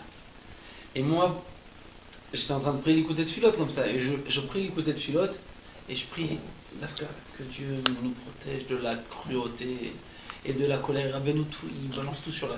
Et lui, il est juste à côté de moi. Et j'ai honte, moi, parce que j'ai peur qu'il croie que moi je fais exprès de dire cette prière-là pour lui. Et maintenant, je fais pas exprès, je lis l'écouter de filote, tu vois. Et après, je reprends et après, je dis, bon, je vais fermer ça et je vais faire autre chose. Je dis nanar. Et bon, je tombe et tu aides moi à juger moi, mes amis, les kafsroutes, et même s'ils font quelque chose de pas bien à mes yeux, et que je crois pas. Et je fais pas que moi, je dis, j'ai mis la chambre, et j'entends après à un moment donné, le mec qui se met à pleurer comme ça. Et vraiment, il était en pleurs complets. Et ouais. C'est-à-dire, l'écouter de celui-là, des fois, je peux même pas t'imaginer comment ça peut se. Hein, il travaille comme ça, hein. La folie, comment ça peut faire des. C'est pelé. Il y a même du roi Hakodesh dedans. Et ça rejoint ce qu'on a dit, qu'en fin de compte, le monde, quand moi je le vis moi, c'est-à-dire il ne faut pas que je fasse cas des gens qui sont autour de moi. C'est moi et Dieu. Et le reste, ça existe. C'est dans mon monde. Toi, tu fais partie de mon monde à l'intérieur. Moi, je le vis. Ma dimension. Exact. Et toi, au total. Non, mais on ne peut pas comprendre. C'est ça la grande force de Dieu, c'est parce que. Mais c'est ça la grandeur de Dieu, c'est qu'il a créé chaque être humain, c'est un monde en lui-même. C'est pour ça que la Torah dit quand tu sauves un être humain, tu as sauvé un monde en entier. Parce que toi, en fin de compte, tu es un monde en entier. Tout ce que tu perçois, tout ce que tu vis, tu es un monde en soi-même. C'est extraordinaire. Donc, ce que tu racontais, ça rappelait l'histoire de Norman Roussisha. Une fois à Israël, c'est l'exemple qui a entendu de Norman Roussisha qui m'a raconté. Et que Rabbi Israël était chez Rabbi Yitzhak. Donc, je faisais de Rabbi Shimon Bar Yochai, Rabbi Yitzhak était avec Rabbi Shimon. À la rentrée. Ça remonte à quelques dizaines d'années en arrière, dans cette histoire. Rabbi Israël est en train de prier, Télé, petite culotte, il l'écoute. Comme c'est un endroit qui a un passage en réalité, ça m'a à voir. Quand on voit les Tio. À l'époque, pour ça, c'était pas tellement populaire pour aujourd'hui. Et la plupart des gens, une grande partie des gens qui est passé, qui est rentré, qui bousculent Rabbi Israël. Un le bouscule, l'autre une méthode, une moquerie, l'autre une insulte, l'autre machin. Et qu'est-ce qu'il a fait Rabbi Israël? Il a continué à prier. Vas-y, c'est tout. C'est bon, parce qu'il était dans sa matara. Rien n'existe. Eh ben, je peux te dire que c'est complètement difficile parce que. Je dis pas que non, je dis c'est très difficile. Rien tout à l'heure quand j'étais en train de prier, j'avais quelqu'un qui était à côté de moi et je priais. Et pendant 2 heures que je priais comme ça, Il me regardait, alors je dis, oh là là, peut-être je le dérange quand je prie. Et il m'a fait comme ça, et oh là là, peut-être qu'il est énervé. T'as un monde entier dans ta tête, un circuit, des films, j'en peux plus. J'arrive pas, et je suis dans les films avec ça, et j'arrive pas à me détacher de lui, et j'essaie de m'attacher à ma prière, et j'arrive pas. Et il me regarde, je dis, oh là là, peut-être qu'il veut qu'on me de prière. Ça t'est déjà arrivé ça? Bien sûr, alors, c'est lui, ils l'ont frappé, ils l'ont enchaîné, et lui il continue à prier. Quand il y a des vexations, C'est un très grand niveau. non, c'est pas, ça veut dire qu'il tu reconnais Messiah, mais il a vraiment. C'est parce qu'il a fait ça. Le monde, il n'existe pas autour de lui. C'est lui et Hachem. Je trouve qu'il a pas, parce qu'il aurait pu passer ce jour-là, si vous voulez, bagarrer avec les gens ce jour-là, tu comprends? Bien sûr. Mais ben, il a fait ça à l'intérieur et il était enfants. C'est dur de pouvoir. Et je pense qu'en fin de compte, cette Torah-là que tu viens de donner, Nathan, c'est une grande aide pour la prière. Quoi? Ce qu'on vient de dire. Que en fin de compte, le monde, là, ça n'existe pas. Et comme c'est ce qui nous a mis Dieu, ce que tu étais auparavant, etc. Ça veut dire que si on arrive à se. Rabbeinu filer dans notre Mefourash, il a tête dit. qu'il n'y a rien du tout, c'est moi et Rabbeinu Dieu. Mefourash, il a dit, on est obligé de tout effacer, le passé dans la tête pour pouvoir prier comme il faut. Parce que le Yitzhara, il va t'emmener tout ton passé devant toi pour t'embêter dans ta prière. Sur toutes tes mauvaises actions. Mais t'as fait ça, et comment tu peux prier, comment tu peux réclamer, et comment tu peux faire ça. Rabbeinu, il a dit, surtout les jeunes. Les jeunes, ils ont beaucoup plus ce problème-là. Ils ont tout leur passé derrière eux qui viennent, et tout, ils le mettent devant toi, et à cause de ça, ça t'embête de prier. Rabbeinu, il dit, quand un homme y prie, il faut qu'il blase tout. Il peut des doutes, en français, ça veut dire isolement. Il faut s'isoler. Il ne faut plus rien. Là, je suis moi avec Dieu. Comme un homme avec une femme qui s'isole du monde en entier. Il le fait ça avec de la cupidité. Personne. Moi et Dieu. Il n'y a rien. C'est un truc comme ça. Si on n'arrive pas à ça, on ne peut pas prier. Sinon, tu as un circuit, tu te fais des films sur chacun qui est à côté de toi. Tu as un film en entier sur chacun. Exact. Et tu peux rester, plus tu restes, plus ton film devient encore plus complet. Avec des problèmes, des trucs et tout ça. C'est grave, hein, comment c'est. C'est pour ça Rabbeinu il dit que David, fort, il raconte ça, Rabbeinu que David ça Ameller il faisait des doutes en mettant son talit dessus. Parce que quand tu viens avec une magavette ou alors tu viens avec un talit, tu te mets dessus, tu sais plus ce qui se passe derrière, tu sais pas qu'est-ce qui te regarde, tu peux crier, tu peux pleurer, tu peux prier, tu sais pas qu'est-ce qui te regarde, tu sais pas ce qui se passe, il n'y a rien. Et même si on te frappe, en fin de compte, tu sais même pas qui c'est.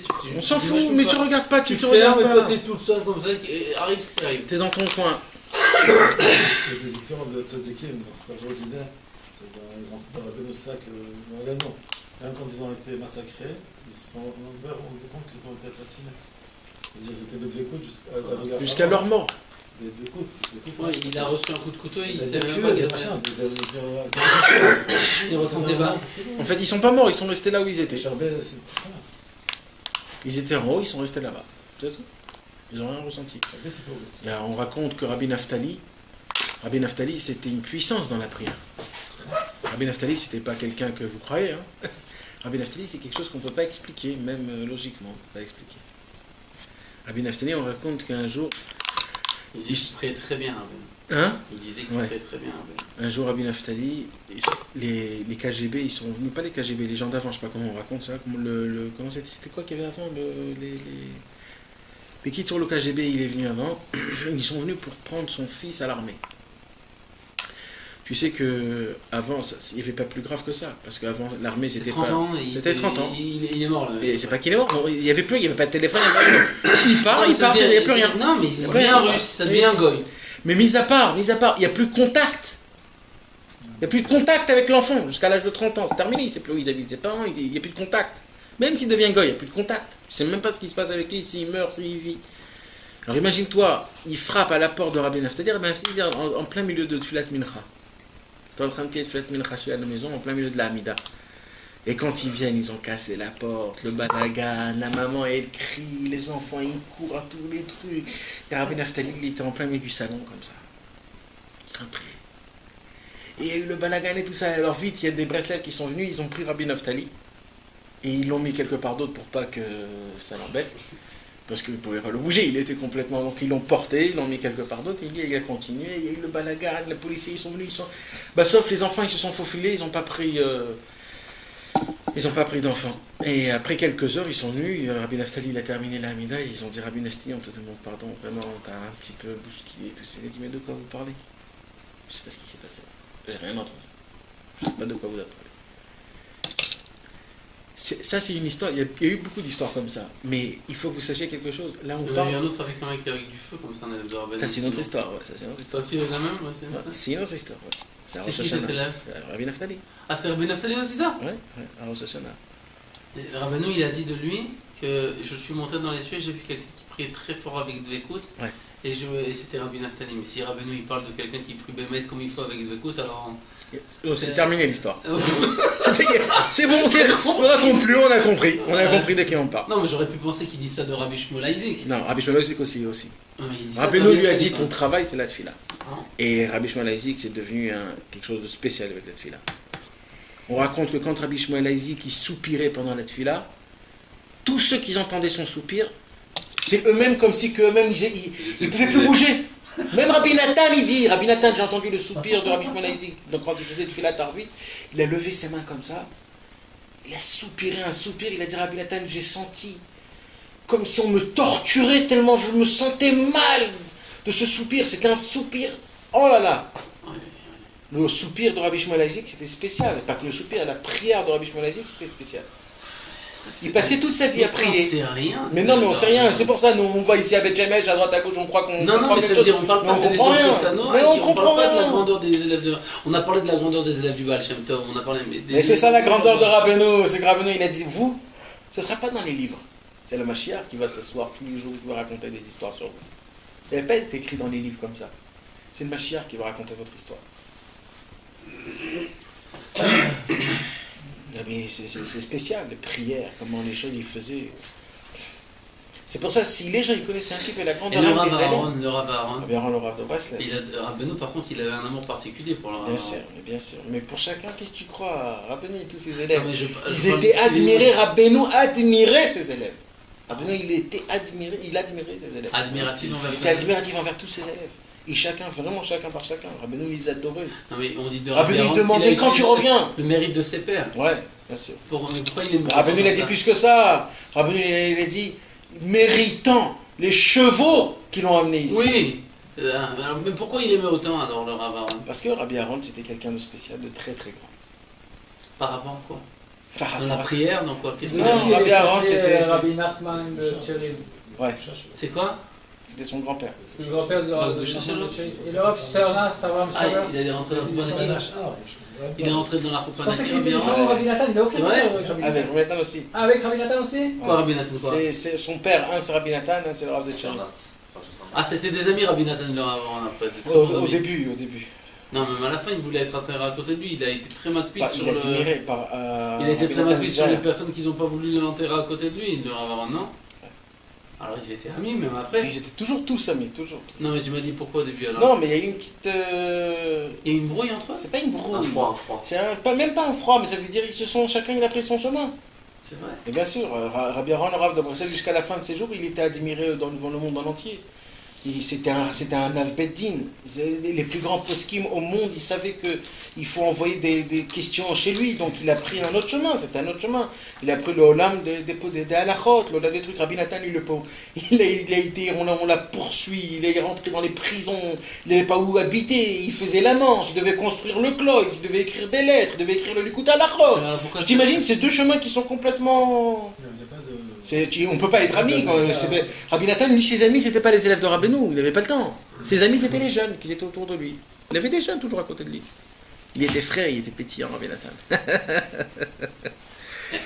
Et le Rav Aaron, il. Non, c'était des grands tzadikim, c'était très très grands Non, mais il tzadikim. voulait être enterré à Rabbi côté de Nathan, lui quand même. Ouais, bien sûr, bien sûr. Mais ils étudiaient pas ensemble, ni rien comme ça, j'avais vu. Mais non, Yitzhak, il faut que tu comprennes c'était quoi, comment ça se passait avant. Ça se passait pas comme ça. C'était spécial, ne crois pas. Autant c'est comme nous avec Rabbi Israël.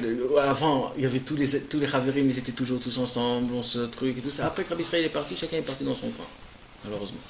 Rabbeinu, autant de Rabbeinu, ils étaient tous ensemble, ils étaient toujours tous ensemble, ils étaient ensemble, ils allaient un chez l'autre. Qu'est-ce qu'il a dit Rabbeinu? Il y avait toujours, ils savaient tout ce qui se passait tous les jours. Mais le Rav Aaron, il a dit que quand Rabbeinu, il parlait de son disciple et qu'il a l'impression qu'il savait tout ce qu'il parlait de Rabbi Nathan. Ouais. Il s'est annulé le Rav Aaron devant Rabbi Nathan, Non. devant le M-Cher qu'il a donné Non. à Rabbi Il le dit Non. lui-même, Non. le Rav Aaron. Non. Comment non? Non. Je te dis qu'il le dit. je l'ai Rabbi dit. Aaron, le Rav de Breslev, il a dit Rabbeinu a donné à Rabbi Nathan Et on la savait- conduite des jeunesses. Non, il a dit, on savait tous que quand il parlait du M-Cher de Yehoshua, de son précieux élève, Ouais, ouais. on savait Mais il tous s'est qu'il pas parlait de annulé. Rabbi Nathan. Mais il s'est pas annulé. Et la preuve, c'est ses enfants, il les a envoyés chez Rabbi Shmuel Isaac. Ah bon? Ouais. Et Rabbi Shmuel Isaac, il était un petit peu en froid avec Rabbi Nathan. Pourquoi? Parce qu'il y a quelqu'un qui a fait une marloquette entre eux. Et Rabbi Nathan il a dit celui qui a fait la marloquette entre moi, je ne le pardonne ni ici ni dans ce monde en haut. Voilà. Et c'est pour ça que le Rav de Tchérin, il a pleuré toute sa vie, qui se disait comme quoi, je sais pas moi, l'élève du Rabbi Nathan, et malheur à moi que j'ai pas eu ce mérite-là. C'est qui le Rav de Tchérin? Rabbi Nachman de Tchérin, parce que son père, il l'a emmené aussi chez Rabbi Shmuel Isaac. Et fils de Rav Aaron Et il a dit, moi, j'ai pas eu le mérite. C'est le petit-fils de Rabbi Aaron? ouais. C'est vrai? Et son père, Rabbi Hirschleib, le Rav de Breslev, Mais il faut que tu suives un peu narmanmoine.com. bah ouais, on a tout raconté. Non, Ben, il faut. Attends, encore une fois. Comme Rabbi Aaron, Rabbi Aaron, il avait un fils qui s'appelait le Rabbi Hirschleib. Il a envoyé Rabbi Hirschleib chez Rabbi Shmuel Isaac. Et Rabbi Hirschleib, il a envoyé son fils aussi chez Rabbi Shmuel Isaac, Rabbi Nachman de Tchérin. Il pouvait l'envoyer chez Rabbi Nathan. Il a pas envoyé. Il l'a pas envoyé. Même Rabbi Aaron. Tu vas pour te ça. régaler, tu vas te régaler. Il y a toute la descendance. On ne peut pas comprendre comment ça se passe. Maintenant, Rabbi Nachman de Tulchin et Rabbi Nachman de Tchérin, c'était deux qui avaient le même âge, qui étaient ensemble, mais un il a grandi chez Rabbi Nathan, un il a grandi chez Rabbi Shmuel Isaac. Et on disait, regardez, c'est quoi la différence? Il y avait une différence. Il y avait une différence énorme, mais des deux côtés. D'un côté c'est bien, d'un côté c'est pas bien, d'un côté c'est bien, d'un côté c'est pas bien. Ça, Rabbi Nachman de Tchérin, c'était devenu le Rav Abedin de toute l'Ukraine, de tout le Lituanien, de tout l'Hongrie, de tout le monde en entier. On a envoyé Rabbi Shlomo Kluger, les plus grands au monde, envoyé des lettres à lui. C'était un Gaon Olam comme personne a connu dans le monde. Comme le Rav Le Aaron. Rav de Tchérin. Comme le Rav Aaron.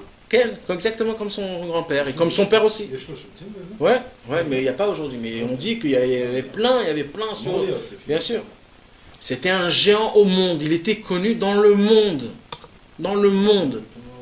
Pourquoi? Parce qu'il a été l'élève de Rabbi Shmuel Isaac. Et Rabbi Shmuel Isaac, c'était Rabbeinu. Rabbi Nathan, il a dit, lui, Rabbeinu l'a éduqué par l'épine du couteau.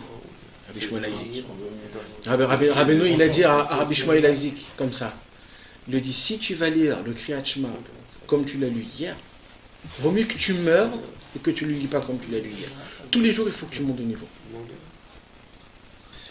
Alors Rabbi Nathan, il a dit, ça, on ne peut pas. Attends, le Rav Aaron, il s'est annulé devant Rabbi Shmuel Isaac?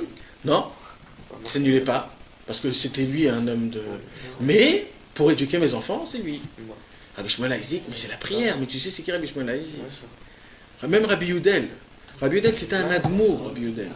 C'était un admour. Tu sais ce que c'est un admour? Avant, c'est pas... Le Pidyon Nefesh, c'est quel? Non, c'est- Je me rappelle Rabbi plus. Yehuda, l'opinion des fêches. Je me rappelle plus. Alors, il a quoi? Il a Les Neshamot, le Tikkun des Neshamot. Rabbi Yehuda, il faisait Et puis, donc c'est Rabbi Shmuel Isaac, c'est le Tikkun des Neshamot. des... T'imagines le Tikkun des Neshamot, il a pris le travail de Rabbeinu lui-même. C'est qui on parle, mais tu sais pas. On comprend. Rabbi Yudel, c'était un admour, le vrai admour, c'était lui. Et Rabbi Shmuel Isaac, c'était son ami. Et parce qu'il était tellement grand, il est devenu c'est un deuxième admour, ça veut dire. Il était dans la Chaboura, mais ça veut dire, si moi je suis pas là, c'est lui qui continue. C'est-à-dire, c'est lui qui fait moi et lui, c'est pareil. C'est exceptionnel, on peut même pas comprendre de quoi on parle. Rabbi Shmuel Isaac, on ne sait pas de quoi on parle. Et malgré tout, Rabbi Nathan, il les a tous surpassés. Rabbi Nathan, c'est quelque chose d'autre. Roche. Rabbi Nathan, c'est quelque chose Rabbi d'autre. Israël a dit Oui, mais c'est quelque chose d'autre, Rabbi Roche. Nathan. C'est Rosh Kol HaTzadikim pour une autre raison. Il faut que tu comprennes que c'est quelque chose d'autre. Mais il faut que tu comprennes que Rabbi Nathan, c'est lui le Rosh Kol HaTzadikim, pas parce que c'est lui qui les dépasse. C'est parce que c'est lui le Rosh Kol HaTzadikim. Parce qu'il c'est le plus séminaire.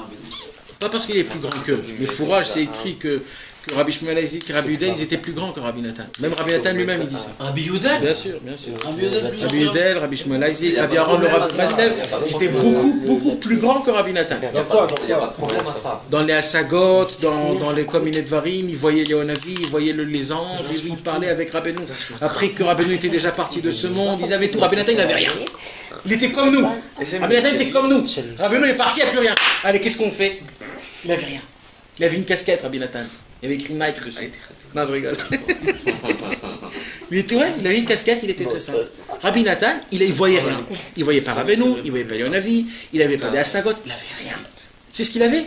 Des problèmes, des orphelins chez à la maison, du manque de l'argent, des maladies, il avait tout ce qu'on avait. C'est pour ça que Rabbi Nathan était plus grand. C'est parce qu'il a continué avec tout ça. C'est parce qu'il a trouvé aussi des réponses. Je sais pas, il n'a pas trouvé des réponses. Mais de quoi tu parles? Mais t'es fou. Mais tu sais comment Rabbi Nathan est parti de ce monde? Tu sais comment Rabbi Nathan est parti de ce monde? Tu sais à cause de quoi? De peine. De peine. Parce que la Scala, elle a eu le mérite de rentrer partout. Avant, ils allumaient tous la bougie de Hanoukia dehors. Et l'année où Rabbi Nathan est parti de ce monde, ils ont tous allumé la bougie de Hanoukia sur la Shulchan. Pourquoi? Parce qu'ils avaient honte de la Scala. Ils voulaient faire partie de la Scala. Quand il a vu ça, Rabbi Nathan, il est mort. Il a dit ceux qui ont gagné, c'est pas nous. Donc même quand Rabbi Nathan est mort, il n'est pas mort avec les réponses, comme tu me dis. Les réponses. Un vrai tzaddik, c'est quand il meurt avec tous les grands problèmes et qu'il voit que c'est lui qui a perdu. Comme tous les grands tzaddikim. C'est lui qui a perdu. C'est lui qui a gagné. Non, c'est lui qui a perdu. Et que comme quoi je suis un nul et j'ai pas gagné. C'est ça les vrais tzaddikim. On leur fait rien montrer dans ce monde. On leur fait montrer tout dans le monde à Elion. Tout. Rabbi a dit, moi mes élèves, ils vont rien voir dans ce monde. Quoi, il était désespéré? Bien sûr, pas désespéré. Mais il a dit après tout ce qu'on a fait, c'est eux qui ont gagné. Ouais, 1h30 de truc, le gars, il a rien compris. On a rêvé là. Je lui t'attendais, tu lui montes à Rabbi Nathan, C'était pas ça. il y a une vue, une super vue, il recommence à traverser avec sa vue comme ça. On n'a rien compris. Ah ouais, vraiment. Passez. J'ai plus de voix là. Il y a quelqu'un qui peut m'aider. J'en peux plus. Tu me dis, il est parti de ce monde, il était. Bien sûr. Tu lis les dernières lettres, tu lis ce qui s'est passé. Le Rabbi Nathan était déçu. Avec tout ce qu'il a eu, le truc et tout ça, il a été déçu. Et je crois que Rabbi Nathan, il est mort dans un bolide comme on voit dans les films des rois, avec tous ses élèves à côté, et avec tous ses livres juste en face de lui, comme aujourd'hui les rabbanim. Pas ça du tout. On lui a piqué tous ses livres. Il est mort dans une maison qui n'était même pas à lui. Il est mort, ses enfants n'étaient même pas à côté de lui. Il y en avait 2 ou 3 qui étaient à côté de lui. Sa femme n'était pas là. Il n'y avait rien, c'était le balagan, c'était le chaos complet. Ça, c'est les vrais tzadikim. On leur prend tout, ils n'ont rien de ce monde. Mais quand il est monté en haut, c'est le ciel en entier qui s'est arrêté. Dieu lui-même. Pour recevoir Rabbi Nathan.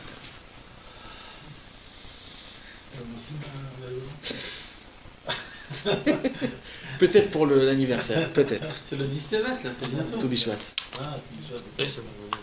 C'est bientôt le 10 Ah ouais, Tout Bishvat. C'est vendredi. Dès le 10 Tevet, là.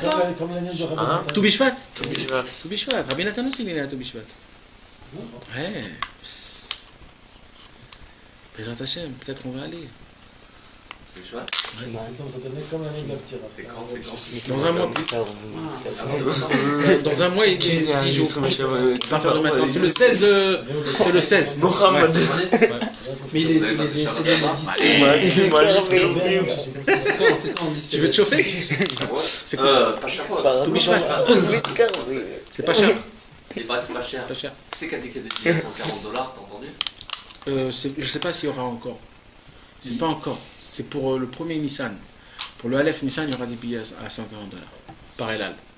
Ouais, par là, mais qui c'est qui a dit ça? Non, ça dépend. En vérité, c'est $99. Maintenant, $99 sans rien. Qui vous mettra. Et c'est aussi sans rien du tout. Maintenant, valise $20. Place dans l'avion encore $10. Je sais pas. Les guides t'as compris? C'est ça les vrais tzadikim et les tzadikim. Dans ce monde-ci, ils travaillent. C'est pas le kiff-kiff dans ce monde. Alors le Rav Shmuel Isaac, tout ça, il disait de lui, même Rabbi Nathan qu'il était plus grand que lui. Non, Eux, ils disaient rien. Eux, ils disaient rien. C'est un constat. C'est comment le monde était, comment la Naga elle s'est fait, que tout le monde disait, que même Rabbi Nathan, c'est pas qu'il était sûr, il savait même que c'était eux les plus grands. T'as vu la tirade de Rabbeinu? T'as vu comment Rabbi Nathan il s'est opposé qu'on amène les Eurofilms à Rabbeinu, personne ne l'a écouté? Va voir, bah. Mais même Rabbi Nathan, il avait des problèmes. Il allait voir Rabbi Udel, il allait voir Rabbi Shimon Isaac. Il disait un pidyon, prie pour moi, je t'en supplie, j'ai besoin de tes prières. Il disait plein de choses.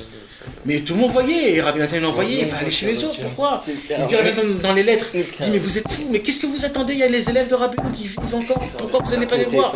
Ils ont besoin, et ils étaient tous chez lui. Enfin, tu les dégages de chez toi et tu leur dis d'aller là-bas. Ouais. Mais tout, et Rabbi Nathan il a dit plusieurs fois, et on voit aussi la grandeur. Rabbi Udel il voyait Léonavi, un jour il courait dehors, il a vu Léonavi. Il lui a dit qu'est-ce que tu fais, où tu vas? Il dit je vais au cœur du monde. Il dit c'est qui le cœur du monde? C'est Rabbeinu. Plein de choses plein de choses comme ça, et Rabbi Nathan il ne voyait rien. Avant, il ne voyait pas. Il voyait rien. S'il voyait, c'était pas le vrai Rabbi Nathan que nous on connaît.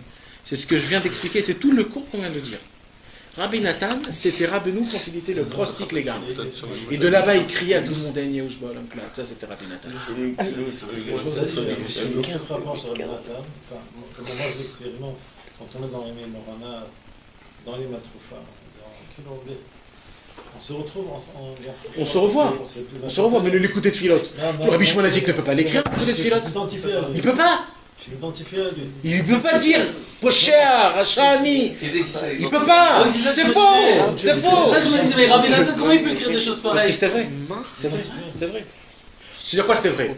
Lui, il se croyait comme ça. Mais eux, c'était des gens amitiés. Ils n'étaient pas comme ça. Béhémet, ils n'étaient pas comme ça. Ils n'étaient pas comme ça du tout.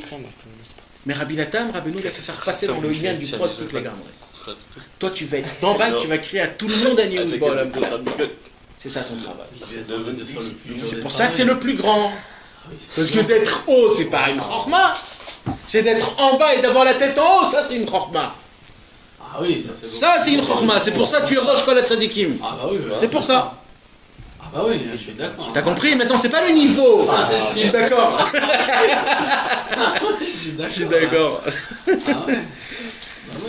C'est-à-dire le niveau, il y avait les autres qui étaient plus hauts, mais la grandeur, la vraie grandeur, c'est comme ça, c'est ça l'histoire, t'as compris? D'être en haut, c'est facile, ça veut dire de vivre. Entre guillemets. Non, dis-moi aussi de vivre sa hauteur. Mais quand t'es en bas et que t'as la tête en haut, c'est la chose la plus difficile.